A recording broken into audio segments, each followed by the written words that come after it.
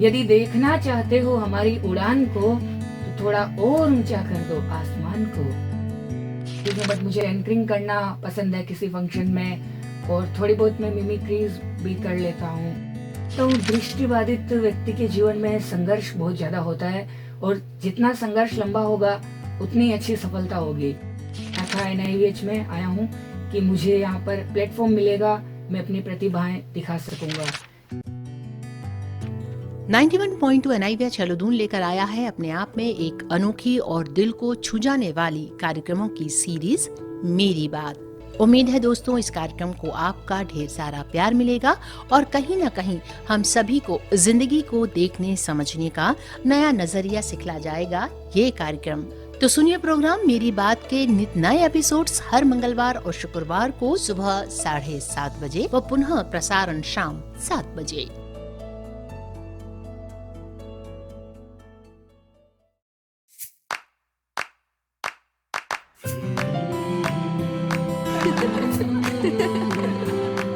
मेरी बात, मेरी बात।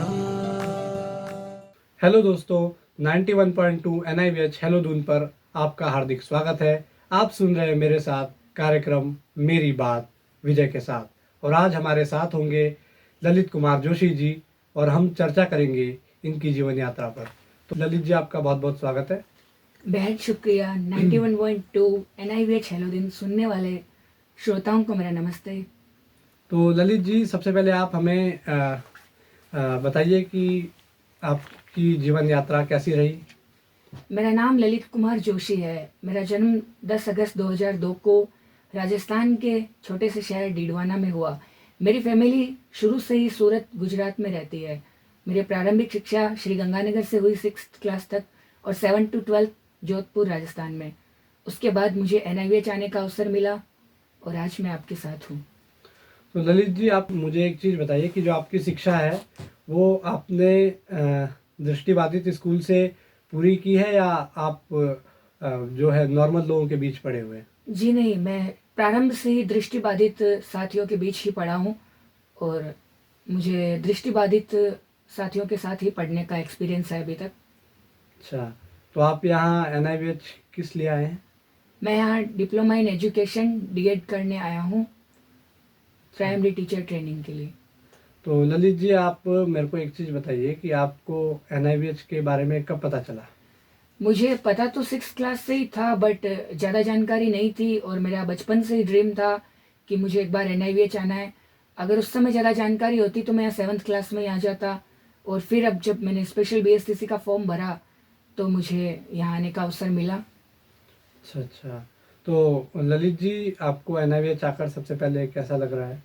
मुझे यहाँ बेहद ही अच्छा लग रहा है। ऐसा लग रहा है कि एक सपना मानो मैंने देखा था और साकार सा हो रहा है। तो हाँ जी, बोलिए बोलिए। कई चीज़ें हैं जो यहाँ मुझे डिफरेंट लगी, और पूरा प्राचीन माहौल से काफ़ी अलग है। तो यहाँ मुझे शायद इन चीज़ों को समझने में थोड़ा वक्त लगेगा, बट मैं समझ लूँगा। यहाँ की पढ़ाई का स्तर बहुत ही उच्च है, यूँ कहूँ कि मेरे मस्तिष्क से तो काफ़ी ऊपर है। अच्छा, तो आपको यहाँ पर शुरू में कठिनाइयों का सामना करना पड़ रहा है। जी तो ठीक है, आप यहाँ पर स्पेशल DED करने आए हैं, और मैं उम्मीद करता हूँ कि आप कुछ ही समय में इन सारी कठिनाइयों को समझ जाएंगे, और इनका सामना करके आप अपने स्तर को बराबर कर लेंगे। आप मेरे को एक चीज़ बताइए कि आपकी जो शिक्षा है वो प्राचीन माहौल में हुई है? जी, प्राचीन माहौल तो नहीं, एक प्रकार का हम कह सकते हैं। सब कुछ सही था, बस थोड़ी चीज़ें हैं जो यहाँ पर ज़्यादा है। तो आपको यहाँ में और वहाँ में क्या अंतर दिखाई दी? बहुत अंतर है, यूँ कहूँ तो रात दिन का अंतर है। यहाँ की शिक्षा, यहाँ की अंग्रेज़ी, यहाँ मुझे लगता है कि एक बच्चे को इस तरीके से तैयार किया जाता है कि वो दुनिया की किसी भी कोने में, किसी भी परिस्थिति में जाकर सेट हो सकता है। बट वहाँ पर ये सब नहीं था, क्योंकि ये सेंट्रल गवर्नमेंट का स्कूल है, और यहाँ के टीचर्स, यहाँ के स्टूडेंट्स बहुत ही कोऑपरेटिव हैं। और वहाँ पर जो चीज़ें थी वो थोड़ी, हम कह सकते हैं, साधनों की कमी थी।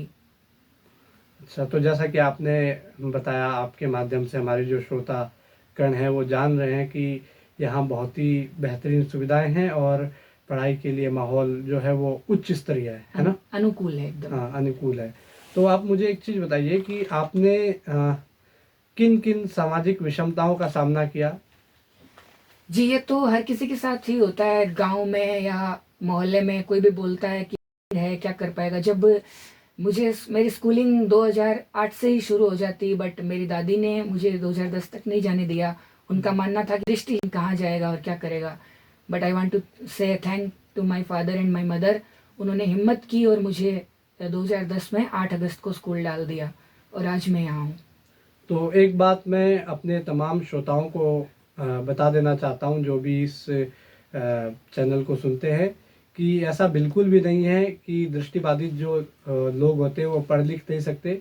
आपके बीच में ललित कुमार जोशी जी हैं, ये आज डिप्लोमा इन स्पेशल एजुकेशन में यहाँ पर आए हैं और अब ये डिप्लोमा करके जाएंगे। तो ये यहाँ से अपना स्तर इस तरीके का करके जाएंगे कि ये जो नॉर्मल स्कूल्स होते हैं वहाँ पे भी पढ़ा सकते हैं। तो अगर किसी के घर में भी कोई दृष्टिबाधित लड़का या लड़की है तो आप उन्हें घर में बांधे मत रखिए, उनके हौसलों को उड़ान दीजिए और उन्हें शिक्षा के लिए प्रोत्साहित कर दिए, क्योंकि शिक्षा हमारी मौलिक आवश्यकता है।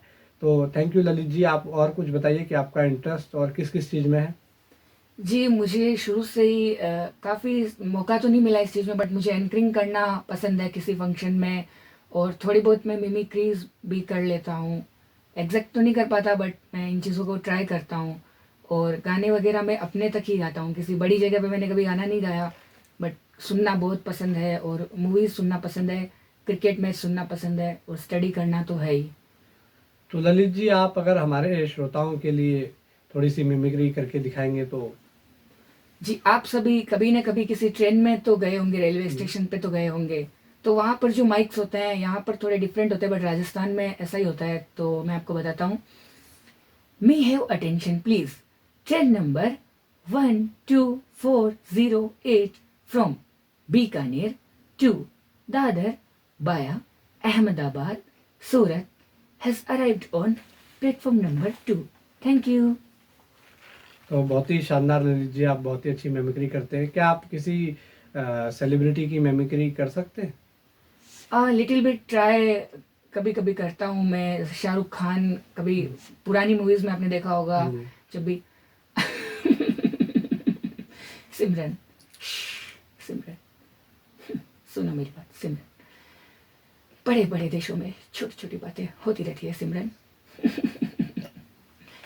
लाइक नाना पाटेकर वगैरह, बट इतना एग्जैक्ट नहीं हो पाता है। तो ललित जी, हमारे श्रोताओं को आप नाना पाटेकर की मिमिक्री करके दिखाइए, क्योंकि नाना पाटेकर जो है लोगों को काफ़ी पसंद है, शाहरुख खान की तरह। आ गए सबके सब, आ गए सबके सब मेरी बहुत का तमाशा देखने। घर जाओगे, खाना खाओगे, सो जाओगे, किसी को कोई फर्क नहीं पड़ता। आज एक क्रांतिवीर गया, कल दूसरा जाएगा। घर जाओगे, चर्चा करोगे, किसी को कोई फर्क नहीं पड़ता।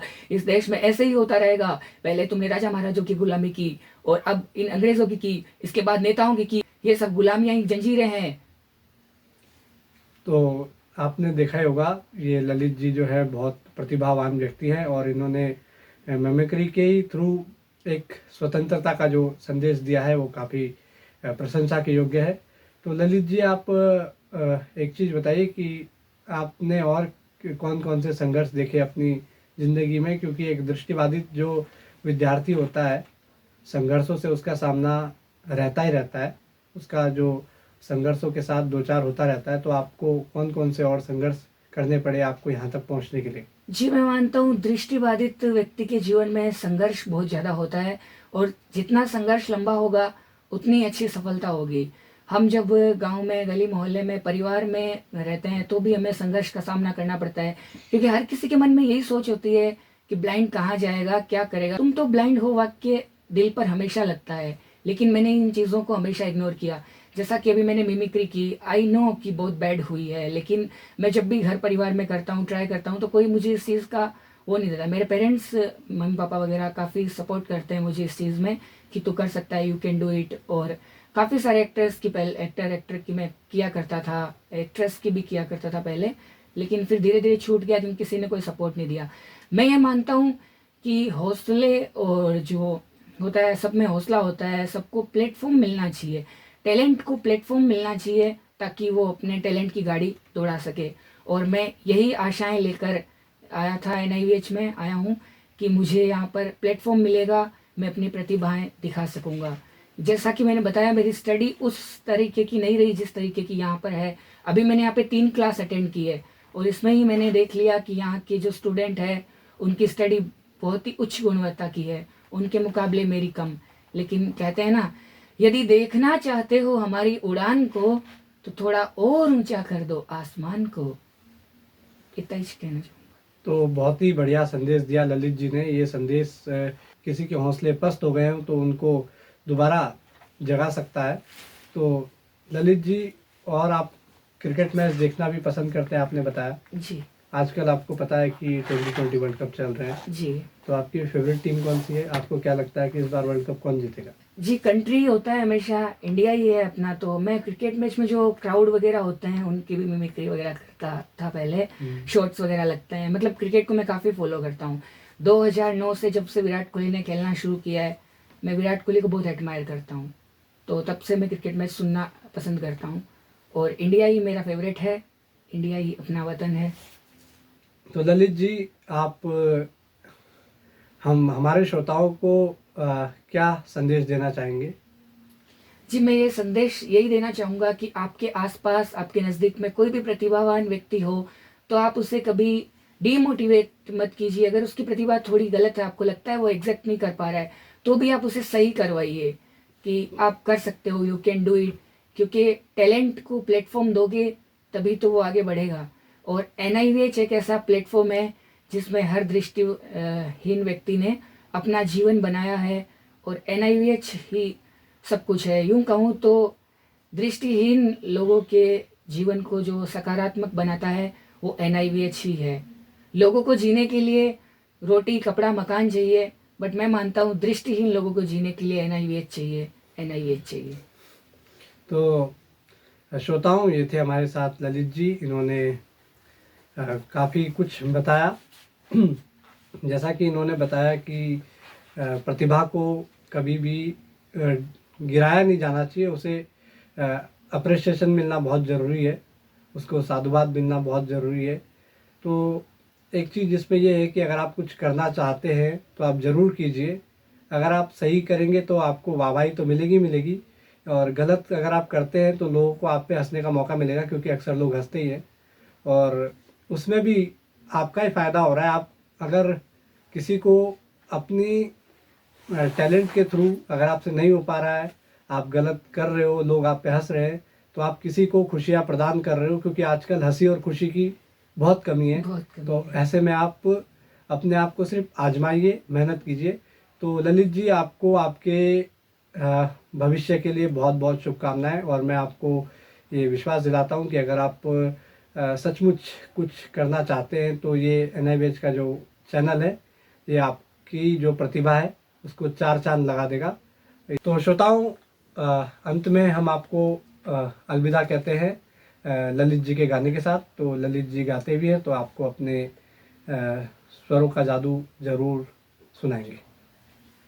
देखिए, मैं गाना हमेशा अपने तक ही गाता हूँ, किसी बड़े मंच में मैंने नहीं गाया, पहले ही बोला। तो आप कोई भी मेरे स्वरों पे ध्यान मत दीजिएगा। मैं उदित नारायण जी को बहुत एडमायर करता हूँ। एक छोटा सा मुखड़ा उन्हीं के गाने का गाना चाहूँगा।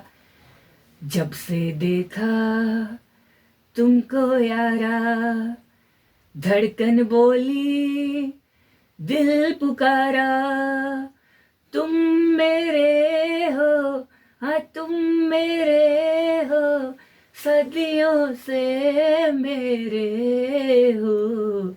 जब से देखा तुमको यारा, धड़कन बोली, दिल पुकारा, तुम मेरे हो, तुम मेरे हो, सदियों से मेरे हो।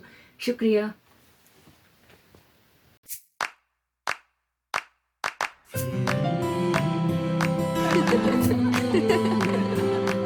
मेरी बात, मेरी बात। आशाओं की दीप जले